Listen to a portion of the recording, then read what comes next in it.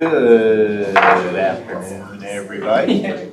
I'm Peter Lindstrom, and I will call the Environment Committee to order for July 11th, 2023. It's about 4:01, 4:02, and we've got a great agenda before us today. And so the first order of business is to approve the agenda without objection. We can move forward with that. Next up is some minutes from June 27th. Any changes to those minutes, or is there a motion to approve those minutes? Move approval. Second. Motion's been made and seconded. All in favor say aye. Aye. Opposed, nay. Carried. Nothing on the consent agenda this afternoon, and two things on our non-consent business agenda. First one I'm looking forward to hearing more about is the Private Property Inflow and Infiltration Task Force Report. Lots of folks have been hard at work, including the chair, Chair Wolf, and lots of staff folks and lots of community volunteers, and you crunched the numbers and you racked your brains and you came up with a report and some recommendations, and here we go. Let's hear all about it. Yeah. Thank you, Mr. Chair. Welcome. Committee members. For those of you who may not know me, my name is Kyle Colvin. I'm the manager of the Wastewater Planning and Communities Programs Group. Also here today is Emily Steinweg. She is principal engineer also with the Wastewater Planning and Community Programs Group. This business item today is requesting that the Metropolitan Council accepts the 2023 Private Property Inflow and Infiltration Task Force Report and authorizes environmental services to implement the recommendations of the report for a private property inflow and infiltration, or I&I grant program. I'd also like to acknowledge with us here today is Chad Milner. He's the director of the engineering group at the city of Edina. Chad was a member of the task force, and we asked if he would like to come here today and kind of share some of his perspectives as a task force member to the committee. And he's also available to answer any questions that the committee may have of him. So appreciate him coming today. I'll start off by providing some background information on past I&I efforts, and then I'll turn it over to Emily to review the specific activities and recommendations that were developed by the Private Property I&I Task Force. A few of you know what I&I is, either past experience on the Environment Committee or possibly professional involvement in your careers. But for those of you who may not know what I&I is, or inflow and infiltration, and for the record, I&I is the method in which clear water enters the wastewater collection system from surface water or groundwater sources.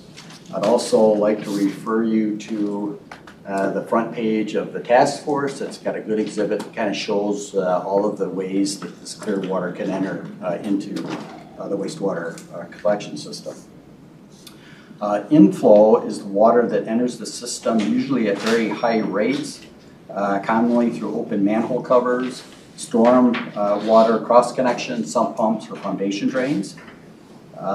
This can take up a large amount of the system capacity in the conveyance system, and when that capacity is exceeded, it can result into spills into the environment or backups into basements. Usually the duration of inflow is short, so volumetrically speaking, it has very little impact on the total cost for treating that flow. However, infiltration is water that enters the system usually at very low rates through cracked or open joints in pipes or manhole structures. Typically, infiltration doesn't take up a lot of capacity, but given the nature that it occurs over a long period of time, can add up to higher volumes, which do result in higher costs for communities and homeowners to pay for the treatment of that flow. The beginnings of the regional I&I program began with the Blue Lake siphon failure, which was caused by excessive amounts of I&I that resulted from two very large storm events occurring within 3 days in July 1987, almost 36 years ago. The failed siphon pipe spilled untreated sewage into the Minnesota River for several weeks before an emergency project to repair that pipe could be completed. A consent decree was negotiated with the Environmental Protection Agency requiring the Metropolitan Waste Control Commission, which was the predecessor to Environmental Services, to study the impacts of I&I in the regional system and develop strategies to address it. In an effort to continue focus on I&I reduction within the region, the Council has convened 3 I&I task forces in 2003, 2009, and the last one in 2016. And it was with this last task force in which there was a recommendation for the Council to seek dedicated, reliable funding sources to assist communities to address I&I in the public collection system. This included funding sources from the Council's municipal wastewater charge revenues. Last year in 2022, the Governor signed a bill into law that expanded the definition of a city, which previously had the authority to establish I&A grants to fund work on private property, to include townships or any subdivision of the state with statutory ownership or operational responsibilities for sanitary sewer systems. So given that change in the statute, it was necessary to create a task force to help develop what a private property I&I grant program would consist of. With that, I'll now turn it over to Emily to review the task force proceedings and the recommendations. Thanks, Kyle. So as a review, we came to the Environment Committee last November with the request to approve the roster for this task force and to begin discussions on how to structure a grant program to assist private property owners with I&I mitigation, coming from the request from the 2016 task force that recommended to consider using a portion of the wastewater fee to support private residents with this expense. So today we're reporting back on that request in November. This task force met 4 times in 2023. We had representation from 16 communities across the region as well as metro cities. And our task force was chaired by Councilmember Wendy Wolf. The final report with recommended actions have been provided with the meeting agenda. So our report covers the history of private property I&I efforts, summarizes the discussions of the task force, and proposes a structure for this grant program. So it's recommended to create a program structured in a similar fashion as our previous private property I&I grant programs.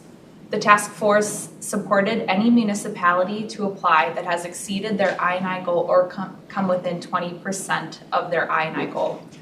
This group was chosen for eligibility because of the municipality's already known issues with I&I, and it will put the funds where the problem has already been identified and supports reclaiming hydraulic capacity for wastewater. The grant amount is recommended to be 50% of eligible costs up to $5,000. This is a higher grant amount than our previous programs in response to duration since our last programs, inflation, and the higher repair costs that we have seen and our task force representatives have seen. We collected average repair costs from our representatives if they had them, and we found that the average cost for lining repair is approximately $9,000 now.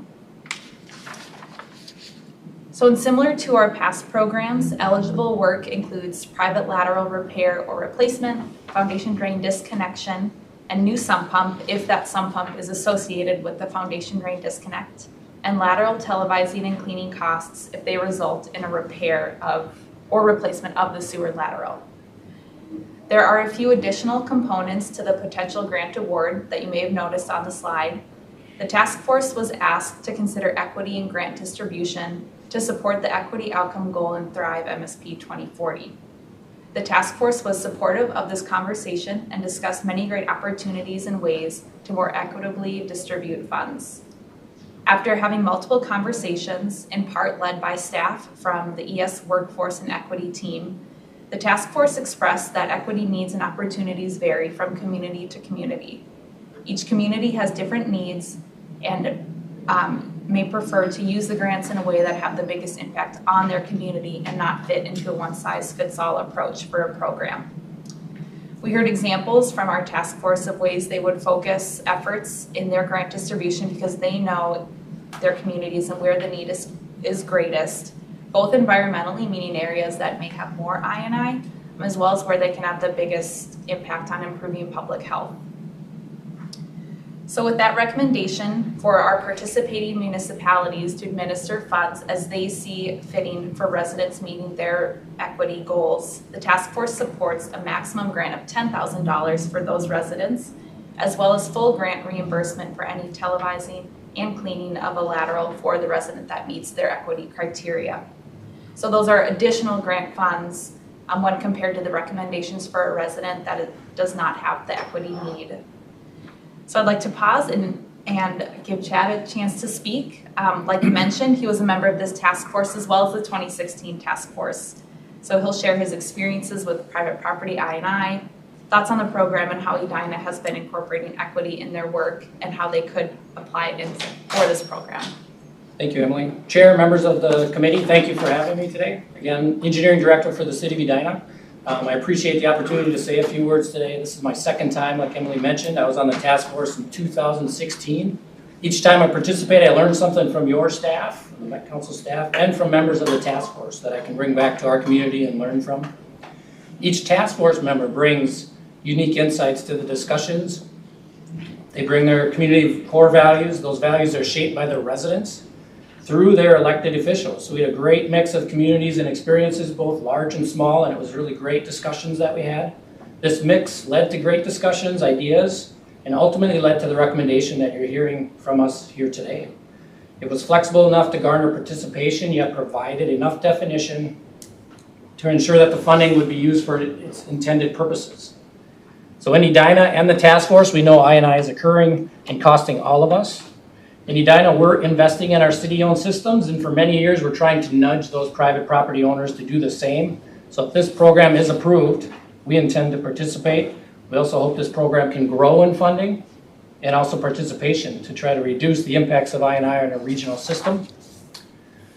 And going back to the equity component, we had lengthy conversations on the equity components. We know Met Council has Thrive, or that Thrive lens. In Edina, we have 4 budget pillars: strong foundation, reliable service, livable city, and better together. And under those pillars, we have organizational values, which are stewardship, equity is a main value, health, and sustainability. So all of our decisions respond to those 4 values and budget pillars. And we use those values and lenses to look at all our decision making. So it's interesting to hear from each agency on where they were with their decision making process in regards to equity. We had a lot of discussions about that. In Edina, we're in our first year of using specific metrics around how to program funding for our bike and pedestrian fund and how we make those improvements. So some of those metrics includes residential density, age of the owners, demographics, income, access to transit, and access to parks. So I think the flexibility in this program will allow Edina to at least manage those funds in alignment with our core values and our core pillars. So again, I thank you for the opportunity to participate in this task force again. I'd emphasize that your staff, they did an outstanding job of answering our tough questions from the task force. And I'm happy to stay here today and answer any questions you may have at the end of Emily's presentation. Thank you. So our proposed action today is that the Metropolitan Council accept the 2023 Private Property Inflow and Infiltration Task Force Report and authorize ES to implement the recommendations of the report for the Private Property Inflow and Infiltration Grant Program. And then, should the proposed recommendation be approved, I have our timeline on the slide. Next steps would be to present to the Metropolitan Council, then it will go through a public hearing period and then be available for use and implementation in January of 2024. So that is what we have to share. Fantastic. Thanks to all 3 of you. Any questions from the committee? Or chair of the task force? Any words of wisdom? I was gonna say, I don't have any questions, Yeah. I'm all. Yeah. But I just wanted to acknowledge that it was a great task force with a lot of participation. There was a little hesitancy at first. They didn't really believe that I wanted to know what they thought about the program. In fact, one person said, "It's your money, just tell us what you want us to do with it." But it's not our money, it's collective money from our customers, and I wanted to have a strongly supported program from our customer standpoint as well, and I think we achieved that. I mean, this is kind of a pilot. We'll see how it goes, how many people want to be involved with this, but I see it as being a great way to learn from our customers too what works best, because there were so many things that we threw around trying to figure out. I mean, even just figuring out how to get the money to the projects without it being taxable income for the homeowner, you know? Because if you're in an income-based program and you get this money, it could throw you out of a program, or it could cause you to pay taxes on that money. And so we figured out how not to do that. There was a lot of work that went into this, and I think it's a good result. Yeah, that's something that I would not have thought of. So I'm glad someone did and someone figured out a solution. Yeah, please. Thank you, Mr. Chair. I have two questions. One, have you considered, so I would, just as a background, I was part of a grant program to do some restoration work, which was 50% through a soil and water conservation district, and I could afford the 50%. Did you consider maybe a sliding scale where people of lower income might get 100% or 80% or 90% because incentives were huge and allowed me to do the work that I needed to do? So that's one question. And two, I didn't see, and you might have said, and I didn't hear, kind of the total amount of grant money that we're thinking for this pilot. So, but I like that the incentives really work, but sometimes you can't even afford the 50%. And so how do we do that? Chair, committee members, I'll tackle the first question. Thank you.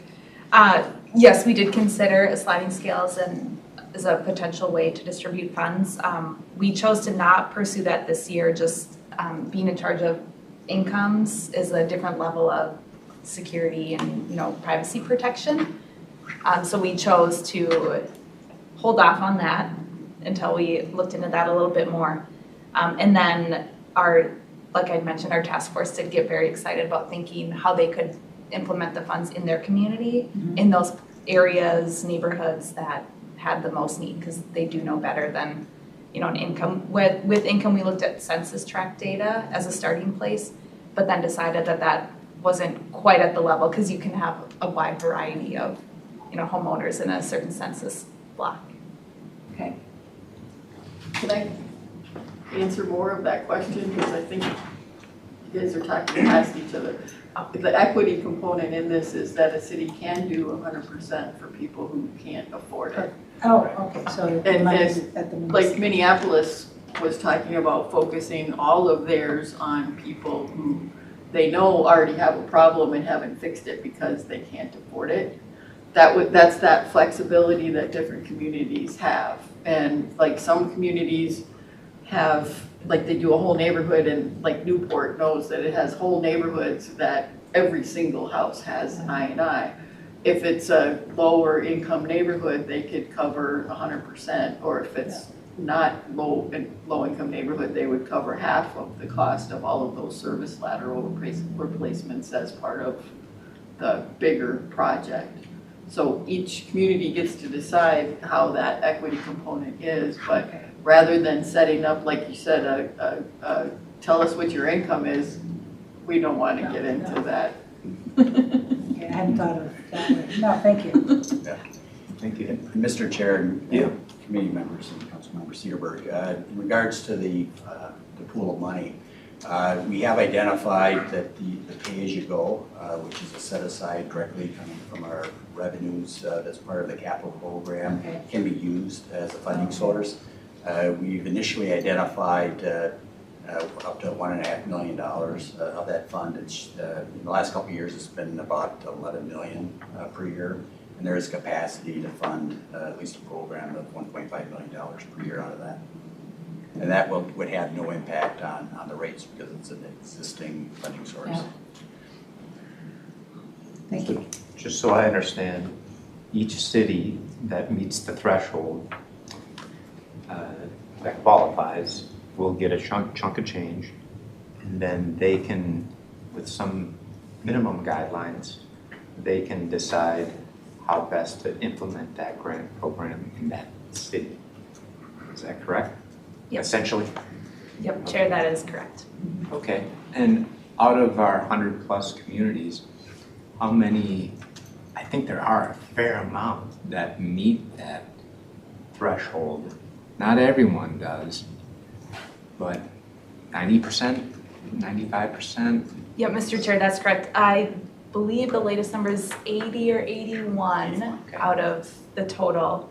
And similar to our past programs, the municipality will need to apply with the Met Council to say, we're participating, these are, the guidelines we're following. So we may have everyone apply or a third, we're not sure yet. A few months ago, I went and I talked to a city council and I got a map right before, and I was like, good news, you're doing a great job on your infrastructure. Bad news, that means you don't qualify for this grant program. But you're doing great, so keep it up. Councilmember Wolf. So there's a couple things with that. Some community, a newer community is less likely to have I&I, obviously. And it also depends upon the nature of the soils in the community as well, because even with older infrastructure, if you're on sand, your stuff tends to stay in place. If you're on clay, it tends to get cracked. So yeah, some communities have I&I issues and some don't. I wanted to add that in our distribution of this money, we're using the same method that we've used for the public I&I grants, where when people apply, everybody will get something, and then with what's left over, that gets divided up proportionally to the big asks, because that's worked out in the past as being a fair way to give everybody a chance, but also accommodate, the Minneapolises that have the bigger problems. So Sure, that makes sense. Other questions or comments? Oh, one other thing. Yeah, please. In the past with our other I&I private grant programs, we've only had a handful of communities that have participated, and then the money ran out, which is why we're looking for the longer term funding so that it can grow.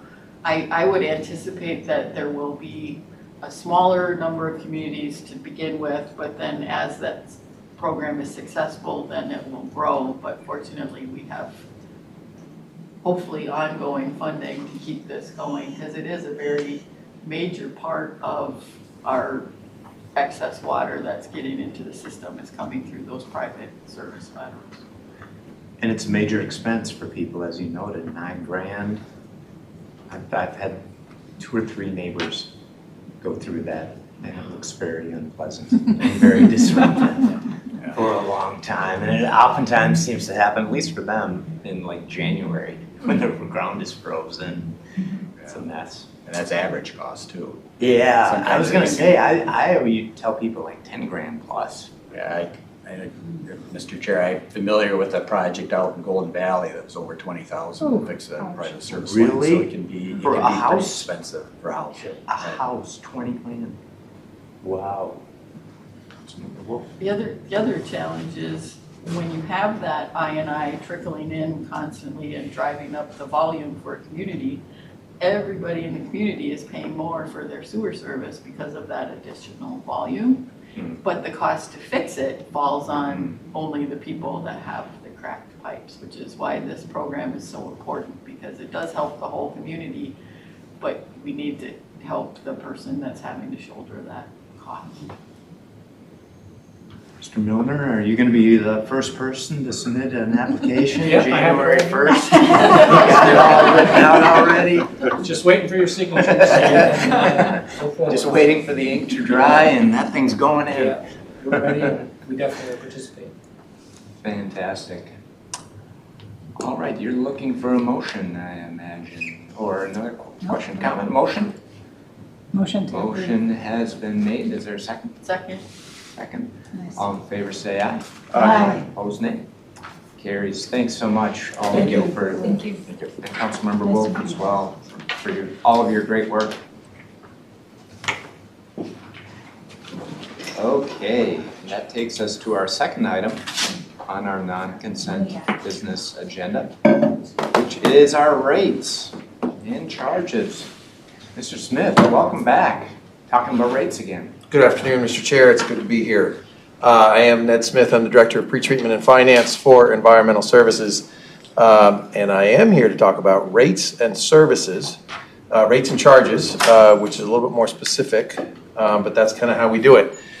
So we will talk through the rate setting schedule so you understand why I'm here versus last month versus what you're going to hear next month.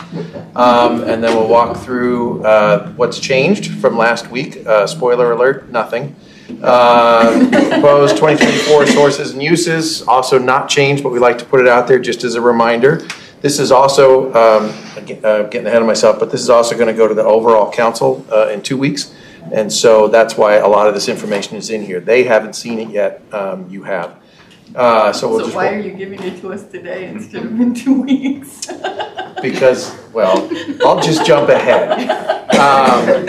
So as you can see on July 11th, that's today, the Environment Committee reviews the customer input and the 2024 rate adoption recommendation. And then on the 26th is the actual council rate adoption. So this is a unique part about environmental services that the other divisions don't do. We first approve our rates and charges. You're not approving the entire budget. You're just approving the rates that we're going to charge to our ratepayers, both the cities, industrial customers, as well as our SAC customers. In August, and then October and September and whatnot, that's where we do the overall budget approval that gets rolled up into the unified budget for the entire council. That'll get approved in September, and then it goes out for public comment in October, and then we all come back in December at 6 p.m. As a council to approve the overall council budget, which includes our components, operating and capital. But just for today, we are only talking about the rates and charges. But the rates and charges inform the budget. So, and we have shared this budget now with our customers, so we like to share what feedback we've heard from the customers. So with that, just a reminder of some of the other, we did industrial workshops in May 4th and 9th. That was for our permittees. Actually, prior to that, we also had a brewers workshop and a haulers, liquid waste haulers workshop. So lots of feedback that I will share shortly. In terms of the customer webinars, these were in May and in June. We did one in person and we did one virtual. The virtual was much better attended, but we think there's a lesson learned from there. We did the in-person was at Metro Cities, which is right over by the Capitol. We want to explore kind of getting out in the community and getting closer to our customers so people don't have to drive an hour to see us. So we were looking at a northern location or a southern or east-west, and we'll probably try to rotate that. But we will still keep a virtual option because those are very popular and well attended. But we were still happy. We had 57 attendees from 45 communities for the two combined. And it was a very engaged audience. And so we are grateful for Councilmember Lindstrom for being there to kick us off. We had a couple other council members join us, so that was always good to see that, and lots of presenters. So here's the executive summary. Nothing has changed, but just as a reminder, wastewater fees are going to go up 6.8%. Our total sources are up 3.7%. So you're saying, well, geez, if wastewater charges are up 6.8, but total sources are up 3.7, what's up? That's mostly because we don't have government appropriations yet. We're actually going to be doing some amendments in the third quarter to add some of the things that were added in the 2023 legislative session that just wrapped up. But that's why our revenue doesn't look as high as it was. And then total uses only up 3.2%. That's because, again, historically we've been doing deficit spending. We're trying to reduce that so that we can get our expenses and our revenues in line. So you're going to see uses growing a little slower than sources for the next couple of years. Again, sewer availability charge, no increase. Industrial strength is about 6.2%, which is usually pretty closely pegged to our wastewater charge. And then our industrial permit fees around 6.8, that is pegged, but that has to do with variance on we round up to the nearest 50. So again, our proposed revenue sources, no changes from May. Biggest chunk is from our municipal wastewater charge, 78%. SAC is next, and then industrial waste at 5%. Again, we always like to remind everyone, we are a fee for service. You flush, you pay. You don't flush, you don't pay. So we are not a tax. We do not receive any federal, state, or council funds. When you get a property tax statement that says Met Council, that's not us. That goes to RA for the RA levy. We are strictly funded by wastewater service fees. And we also don't pay for other council operations, and the council doesn't pay for us. Uses by category, also no change. Biggest chunk, debt service. Next biggest investment is our salaries and benefits. We do like to point out that materials and supplies, as well as chemicals, is a little bit bigger. Usually it's around 8%. This year it's around 9%, and that's because of the inflation that we're seeing. Outstanding debt, this is unchanged. Most important takeaway here is we peaked at almost 1.4 in 18. We're going to get back up to that in 2029, but that's healthy. That's how we keep our system so cheap, is you make the investments up front so that things keep running. Debt service, you can see debt service is like our mortgage payments. We had a little bubble where they were growing up to 9 million a year. That's going to slow down in the next couple of years. Actually, in 29, 30, and 31, we will see some jumps, but we're going to work through our rate mitigation to manage that so that customers don't feel it. Always like to call out that we're a good bargain. We are 35% cheaper than the national average. This is old data though. We're getting new data in a couple of weeks, we hope. We might be ready to share that by the August update, if not then at least the October. But this is it only happens every 3 years by NACWA, National Association of Clean Water Agencies. And our peer agencies are those that are defined as 100 million gallons per day, which roughly translates to 1 million people or larger. Many cities, when they start to feel like their rates are too high, they stop reporting. So we might actually be even more competitive. It's just they stop telling us. SAC has been flat due to strong development in the region. You can see last year was a record year. Sneak peek though for 2023, we're slowing down. Year to date, we're at about 20% lower than last year, but last year was a 30-year record. So it's still well within our expectations and what we need to cover this, the debt service that SAC pays. But we are seeing a little slower. The upside is it's all in residential. Commercial is actually still growing after a serious dip in the COVID years. So commercial's coming back. Residential, we'll see. Maybe we're just in a first quarter slump, but it is a little bit down, around 10 to 20% from last year. But we'll keep tracking that and we'll keep giving you updates, particularly when we do our forecasts. So why am I not concerned that SAC is slowing down? Because we're sitting on 136 million in our reserve for SAC. That is earmarked by law. We can't spend on anything else. So if SAC slows down, it's ready to go. We won't spend on anything else. It'll be ready there so that we don't have to increase rates as it slows down. The red line, that represents our council policy minimum balance. So you can see we're well above the balance. So again, we will dip into that reserve when the slowdown comes so that developers don't feel the pain. Webinar, so again, we had 47 communities and 57 non-council employees. We also, at our industrial forums, we had about 89 folks show up from the various different types of industrial customers, so great turnout there. And actually great turnout on our in-person, which we didn't experience with we had more people at our industrial customer forum than we did at our budget customer forum, so in person. So great attendance and great engagement. Some really good questions. The first one was just where do you think your rates are going to go in the next 10 years? So we laid that out. We're looking at 3 to 5% for the next 10 years based on our projections. That's assuming inflation comes down below 4%, which our last report was for the country. So that's encouraging. Folks wanted to know where were we feeling inflation. So we shared that, and I must say that any public works director that was in the room was not surprised. public works directors, mayors, city administrators, they're all feeling it. They know that they're seeing the same trends in their expenses as we are seeing, so they weren't very surprised and understood why 6.8% was needed. They did want to understand just some basics of how our capital expenses are funded, which is through ratepayers' dollars, just spread out over 20 years with our fixed 20-year debt. The equity lens for private I&I, the I&I team just shared with that, so they got a little sneak preview. Normally we try not to do that. We try not to tell things until the Environment Committee hears it, but they had some insider knowledge.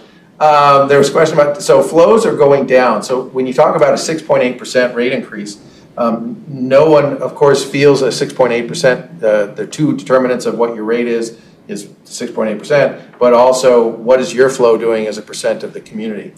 And we've had flows are going down for the last couple of years, mostly due to rainfall. Some of it's due to water conservation. We had a lot of people say, I don't get it. I'm doing all this I&I stuff. I am reducing my flows to you, and yet my rates go up even higher than 6.8%. What's happening?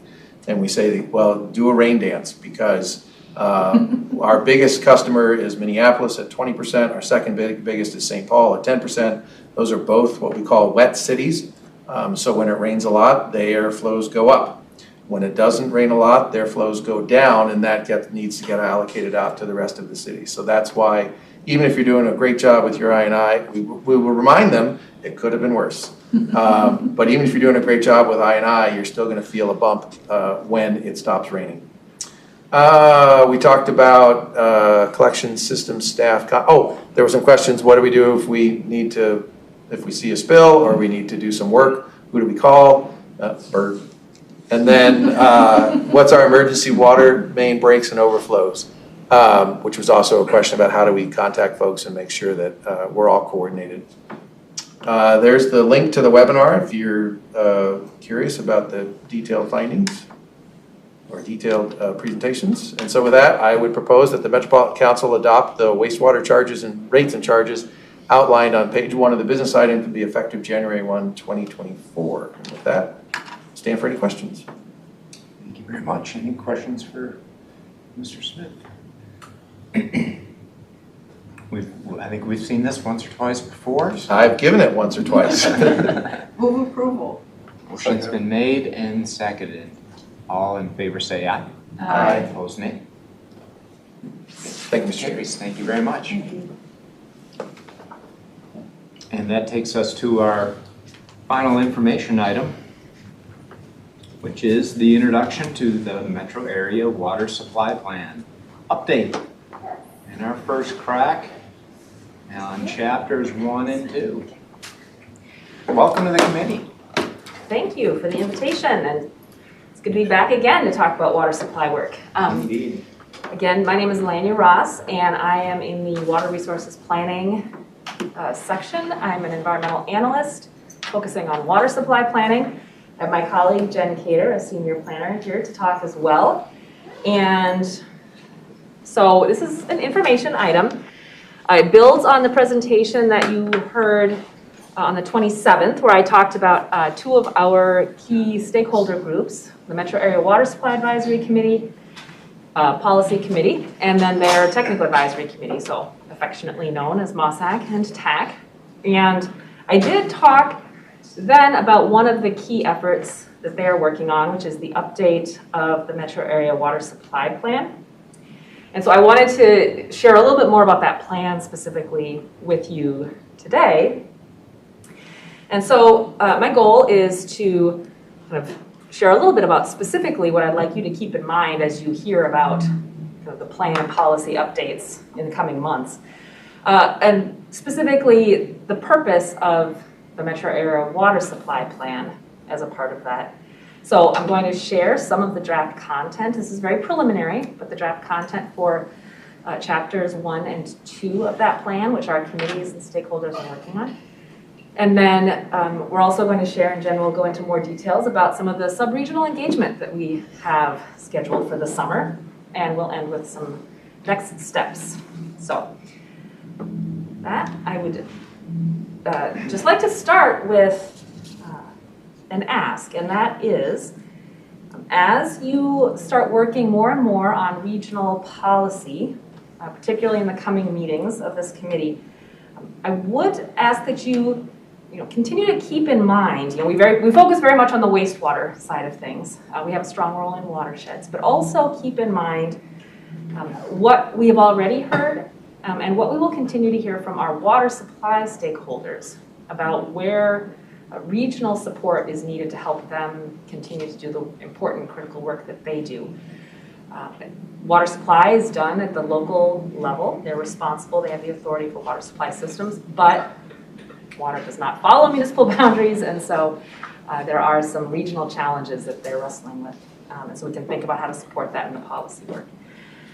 And also, as draft policies come before you and you're thinking about the implications of water-related policies, think about the impacts not just on our wastewater system, on surface water quality and watershed work, but also there are some impacts on water supply systems that maybe get overlooked because water supply is not in our bailiwick, so it's maybe not as front of mind. So I just want to stress, water is all connected.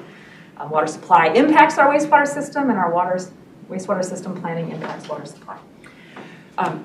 As we go through this, any comments that you have, you shared at our last meeting, what we talk about today, and then your comments as we go through the Water Resource Policy Plan update. Staff will be listening to and bringing back to our water supply advisory committees, and it will be used to help update and revise the Metro Area Water Supply Plan. And the current draft version of it is included in this presentation on a link. So it's been posted. We just earlier this afternoon shared this draft with our Water Supply Technical Advisory Committee. So you can see a draft of that on their agenda webpage. You saw this at my last presentation on the 27th, but I just want to reiterate again when we talk about the Metro Area Water Supply Plan. It is connected to the Regional Development Guide, the work that's being done to think about vision, regional goals, et cetera. And it is connected to the Water Resource Policy Plan specifically. So we're really looking at how do we make sure that we have strong regional policies that are supporting the council and partners in doing work to promote sustainable water supplies. So it's kind of a detailed piece of this puzzle, but that's where the content that we're talking about today fits into this broader framework.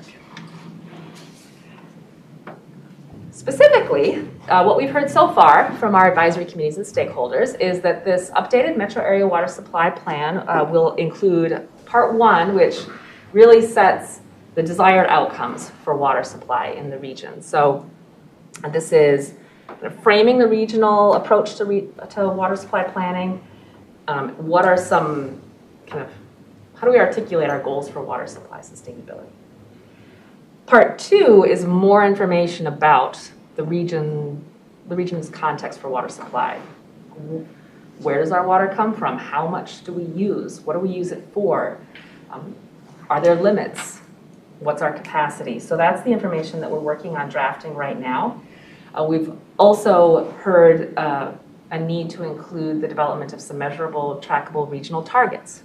How are we paying attention to if we're making progress or not and continue to improve?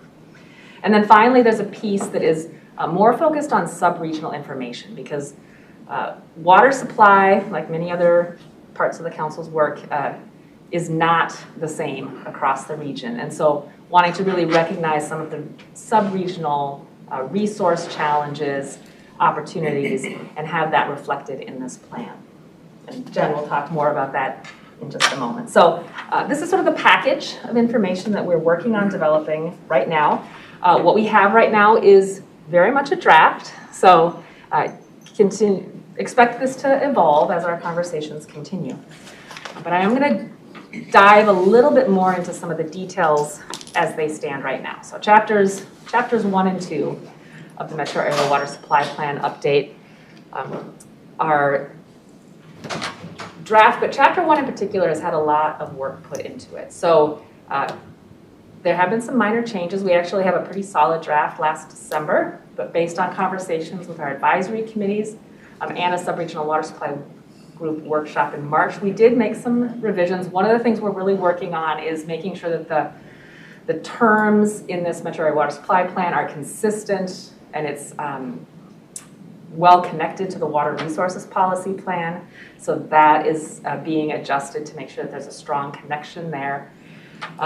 We did express, we want to be really clear about the connection between that metro area water supply plan and the water resources policy plan. So they are connected, but I want to be very clear that MCES is still the approving body of the metro area water supply plan. So we'll be talking about these as connected documents, but for water supply, MCES still has that approving role. And there's some minor text changes. So if you do go to that website and check out that draft, if you have any questions, comments, suggestions, please share them with me, with Jen, with Judy Sventek, and we'll be including those as we continue to revise this chapter. We're very excited because we have a first draft of Chapter 2, and this is, I think, where it really starts to get interesting. So we have gotten feedback from MCES and TAC, the sub-regional work groups, and also listening to council conversations around regional goals, trying to articulate clear outcomes.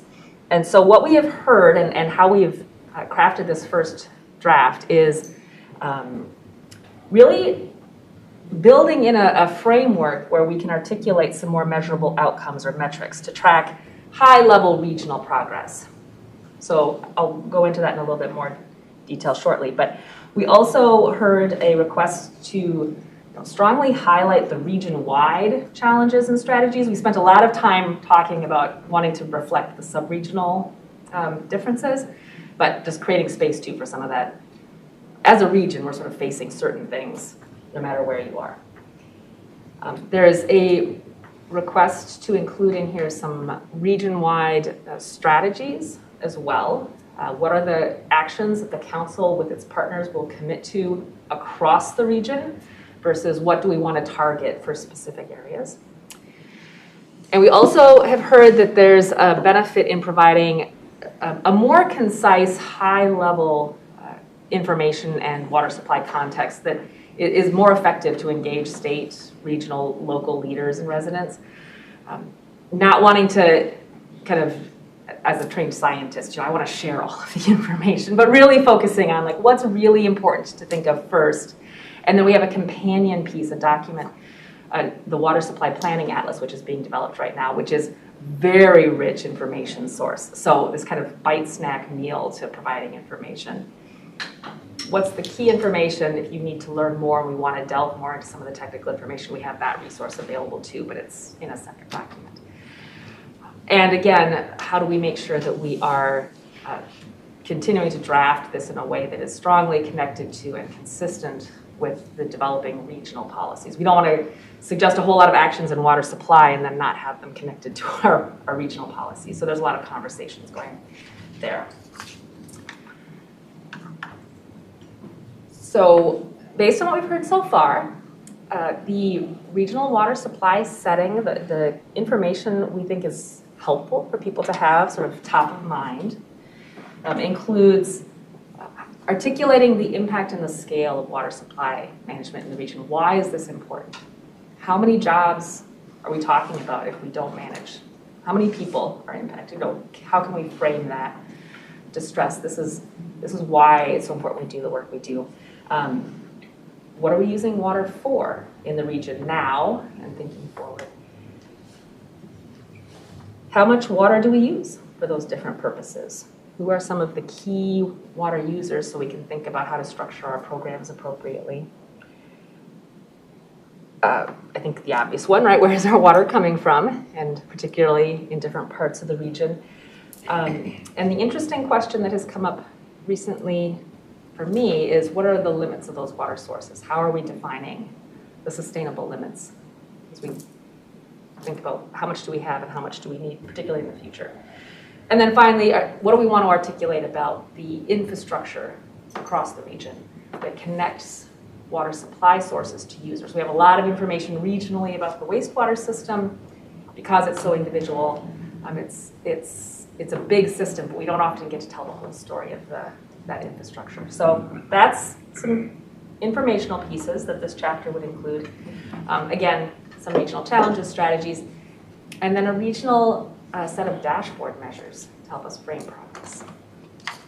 So we're putting this together, and your thoughts about what would be useful in there would be very helpful here. Like, as you're thinking about water supply, what questions do you have that you would like to have access to?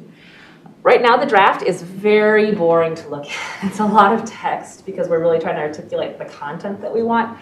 We do intend to work with some graphic designers to develop some infographics, other information for the visual communicators to make this information as high impact and easy to digest as possible. So I just want to acknowledge there will be nice looking pieces of this. Right now it's pretty bare bones. So these are just some examples. One thing that I wanted to spend a little time sharing with you, because I heard this come up at my last presentation talking about water supply, was thinking about measuring outcomes or the impacts of some of our policies. What kinds of measures might we be doing? And so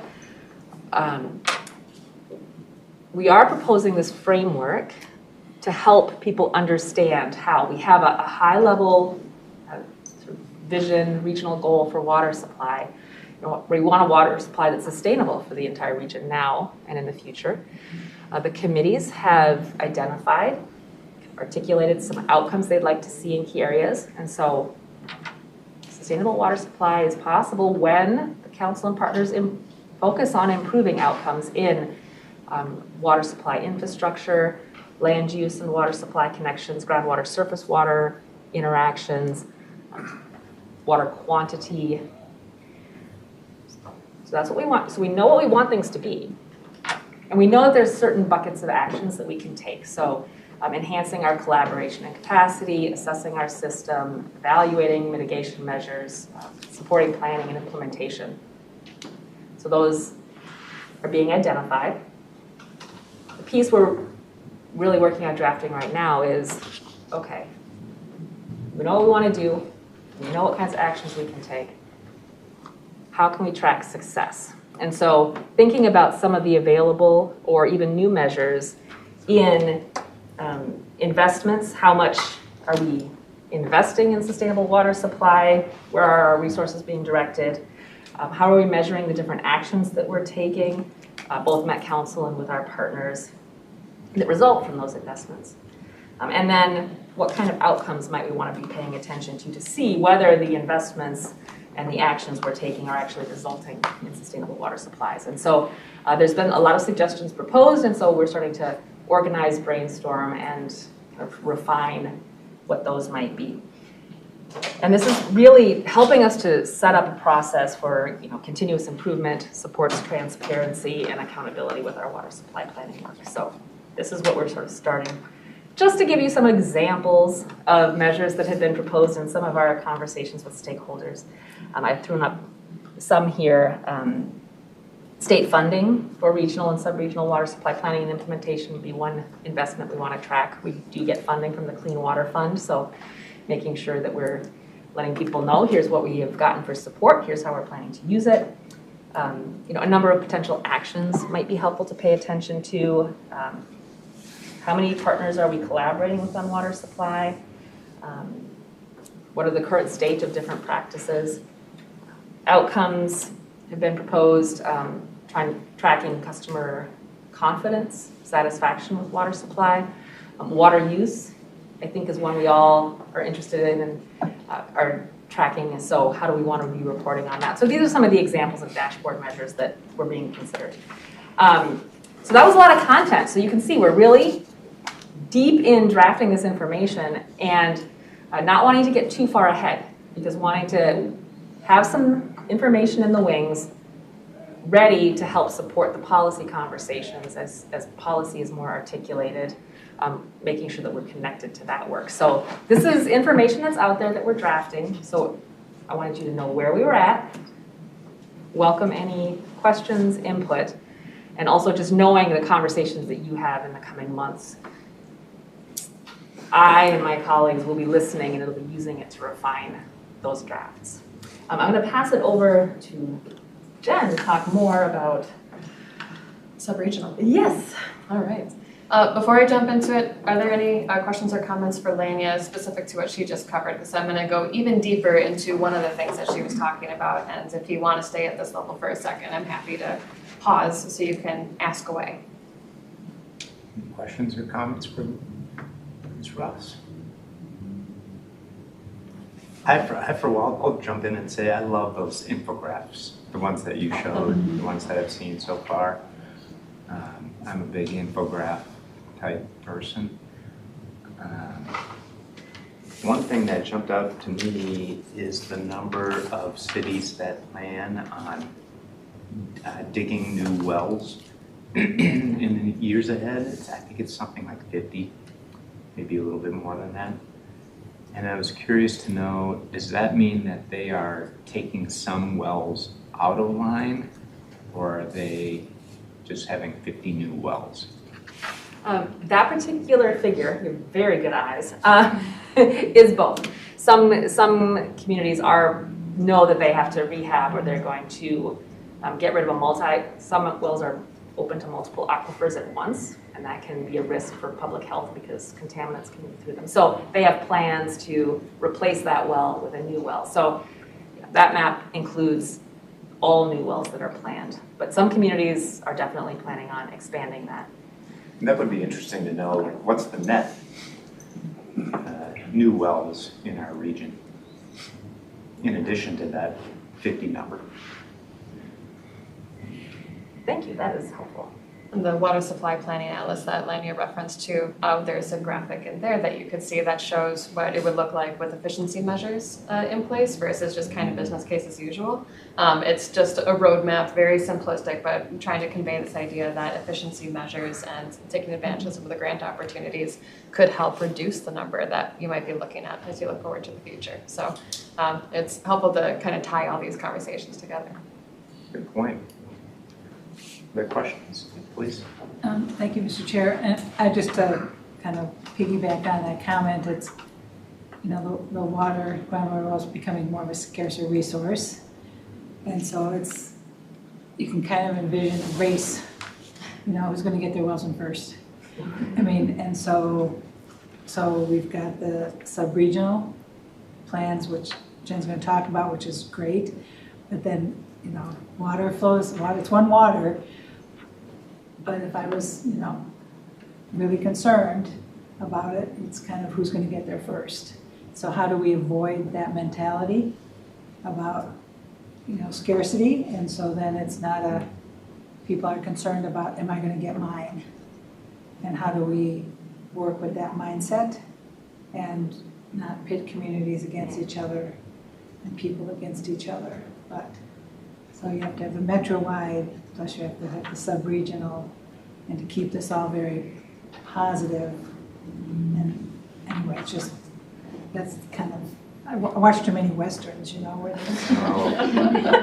or Actually, horror movies or something. Talking about the West, there was a very interesting NPR story yesterday. You may have heard about San Francisco. Oh, yeah. And they posted, someone 100 years ago literally posted a sign on a tree, like in north of San Francisco, 50 miles north or whatever it was, claiming the water for San Francisco.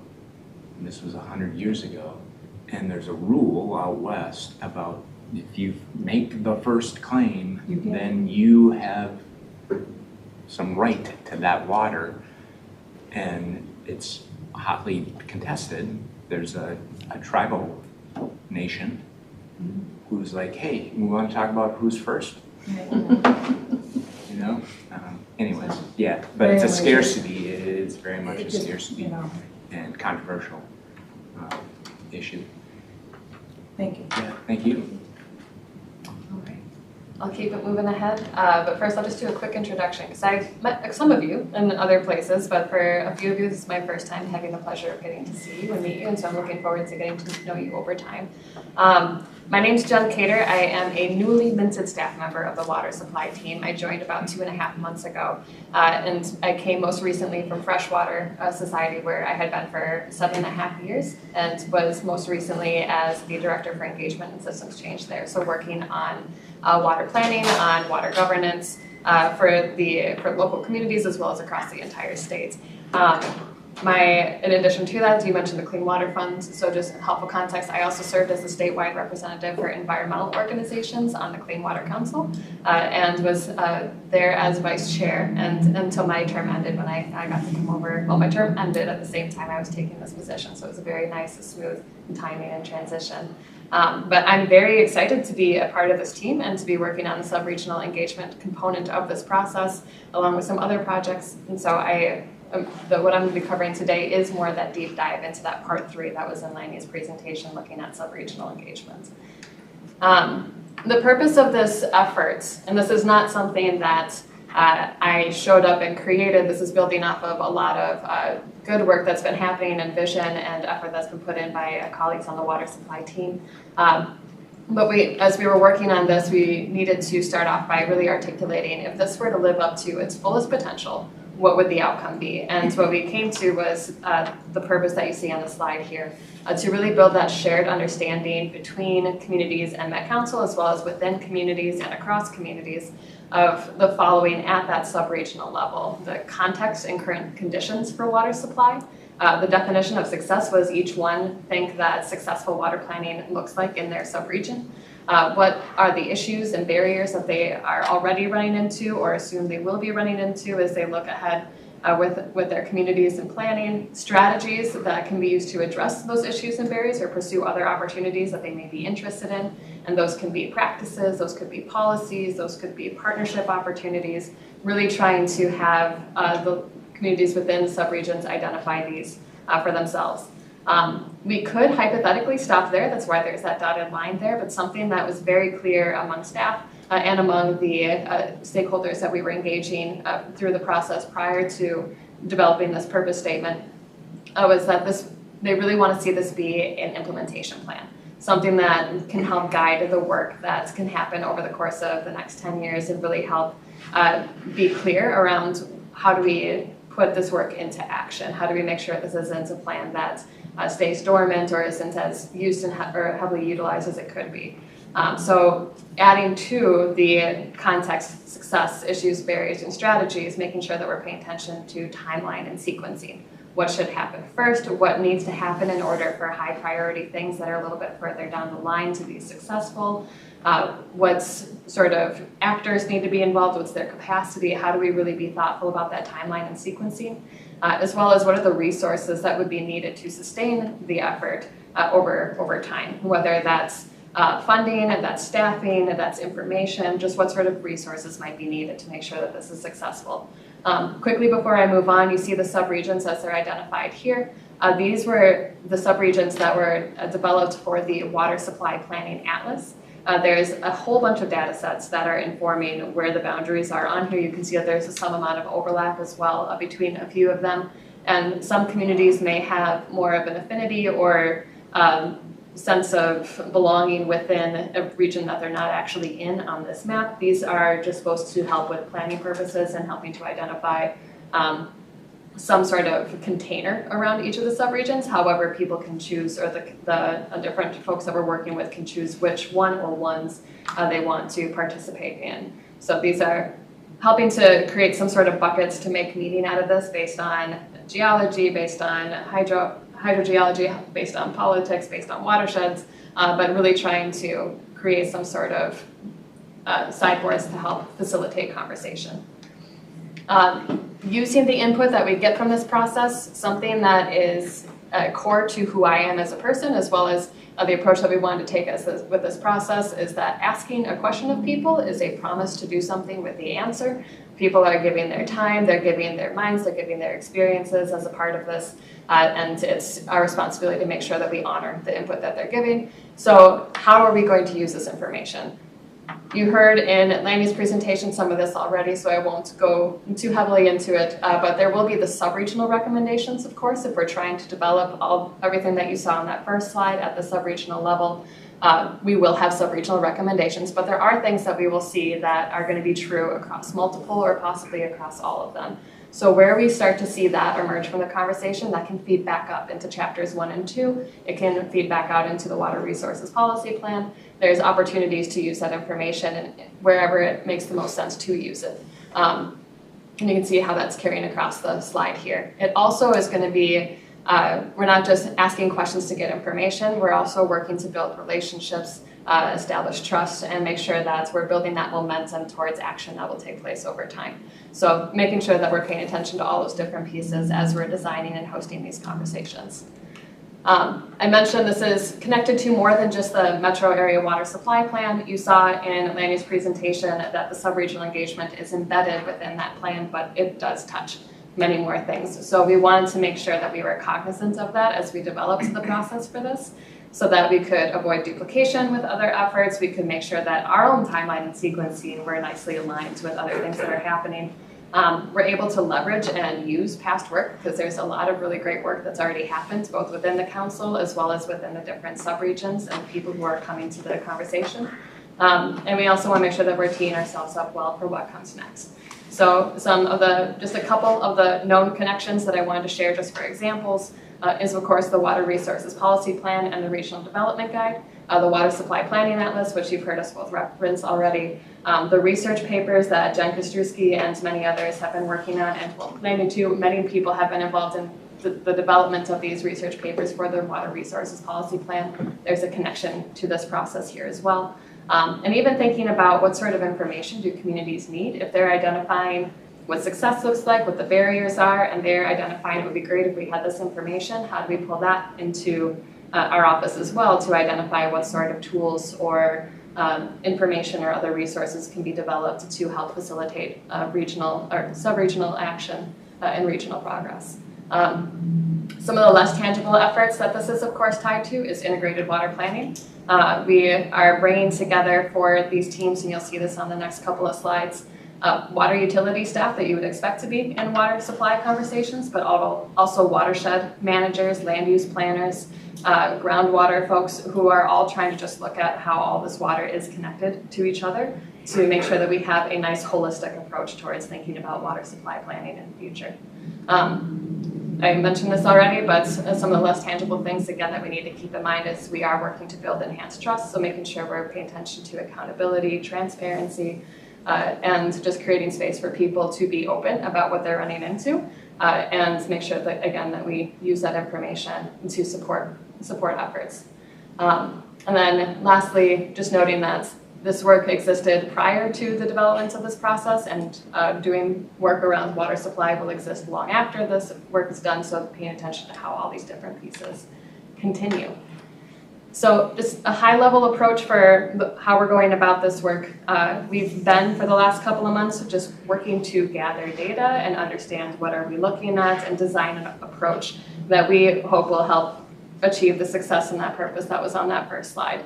So determining the sub-region boundaries, identifying some themes from work that's already been completed to pull into this so that we can ask people to build on those conversations instead of repeat them. Identify some internal staff that can help support this work within water resources, but also working with sector reps from LPA to help bring in that land use perspective, and establishing core teams for each of the subregions.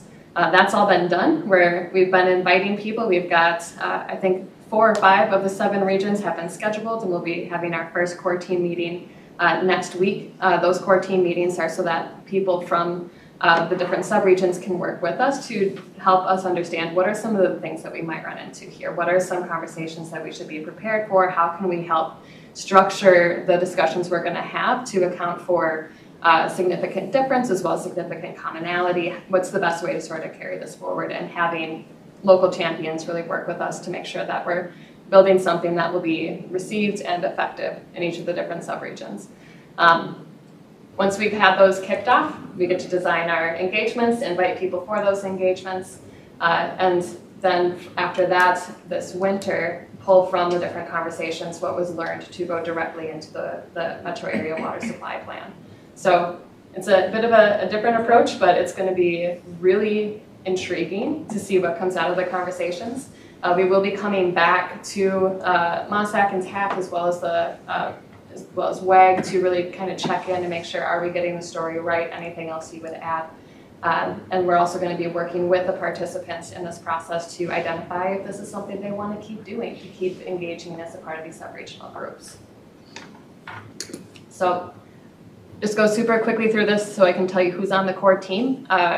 The folks who were invited for this were chosen to be the first sort of cut to participate in the discussion. We want to look at people who have either been in some of the recent work that's been completed so that we can continue to tap folks who have been engaged and help create where we got to now. Wanted to make sure that we had representation from MOSAC, TAC, and WAG so that those bodies also have representation and a liaison who can help speak to the work that's been happening, as well as incorporate the Water Supply Planning Atlas. I mentioned the desire to promote that one water approach, but still looking for just a couple of core team members to keep it a contained conversation and not repeat or do the larger conversation that they're helping to co-design. We also wanted to have a balance of perspectives across each of the subregions, so making sure that it's not all from one portion, but we're trying to stretch across the subregional geography, looking at size, so not just like the bigger cities that have more resources, but also thinking about some of the smaller townships and folks who also need to be a part of these conversations too, as well as thinking about the relationship to water planning, surface water, groundwater, land use, and utilities. Can you remind me, WAG, I'm sure you mentioned what that stands for. Watershed Advisory? Water advisory group. Water Advisory? I think I just added the shed. Yeah, it is watershed administrators, but it is also water suppliers and folks a little bit more familiar with the wastewater side. So we have all three sectors represented in that advisory group. Very good, thank you. And so just where we are, boundaries are set, data is still being compiled, staff have been identified, and the invites are out, and we're starting to meet next week. So we're off and running, and I'm really looking forward to gleaning from this process as much as we possibly can, because this is going to be a lot of fun work. I'll pass it back to Lanya for next steps. I think that you have seen a version of this timeline before, and so this is just a reminder too that this water supply work is aligned with the water resources policy plan, schedule, and there's a lot of conversation going back and forth. So continuing to revise draft content. So as we are collecting with our external stakeholders, we'll be using that to revise the draft content, but we're also interested in your questions, comments, suggestions as well. That's very important. We'll be very busy over the summer, so we're hoping to have some good information to share with you later in the year. TAC and MOSAC are also going to be active over the summer and into the fall, so that will be helping to guide this work and shape it. And all of it is headed towards that development and finally approval of that metro area water supply plan in 2024. And then the fun starts implementing it.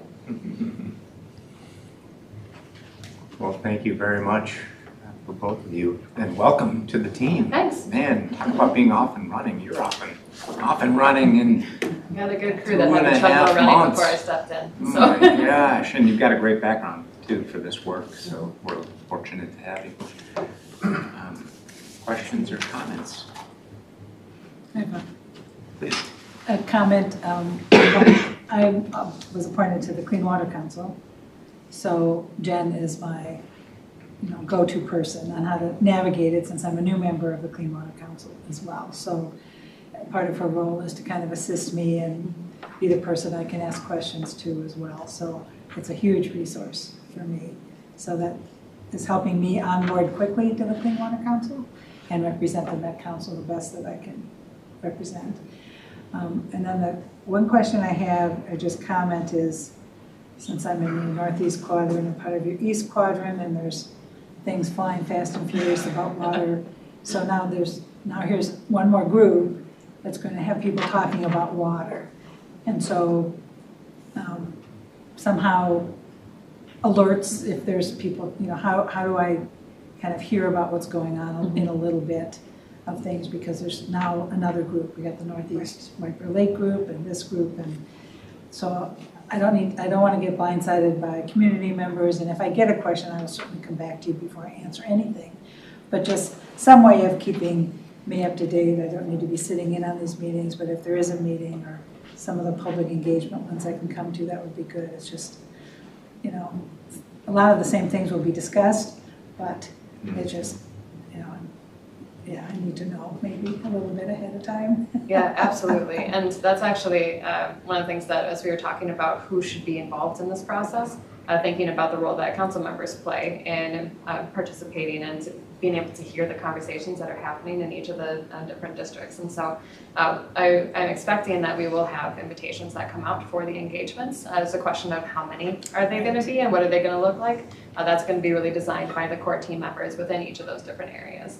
But I imagine we will definitely be able to send out invitations. The thing that's intriguing is we don't know what the future of these groups is going to look like yet, and so knowing that these might be something that become formal, and if they do, what's their charter versus another group's charter, and even within the Northeast area, we're having conversations. Judy and Greg and others on our team, of course, are deeply engaged with what's happening over there, so we're being really thoughtful about, well, what's the conversation we're having here that is inclusive of the entire subregion versus the conversation that's happening there that's just for those specified communities. So everything is connected, like water, right? So, but we're really trying to be thoughtful about, again, not duplicating things that are already happening or just complicating things further. Thank you. Good question. Other questions or comments? Keep us updated. Will do. We're looking forward to coming back. Absolutely. Thank you very much. All right, that takes us to General Manager's report. And as I told Sam, the role of General Manager will be played this evening by Mr. Paskey. Take it away. Thank you. Just a short announcement. Every summer, again, I'm Sam Paskey, Assistant General Manager for Planning. Every summer, the Met Council has a group of young, bright student interns join us. And in the Environment Committee on August 8th, we will be hearing from them, and they'll be presenting some of their work. And from what I've heard, it's a session that is not to be missed. So that's all I've got. One of my favorite evenings. All right. Anything else? With that, we are adjourned. Thank you, everybody.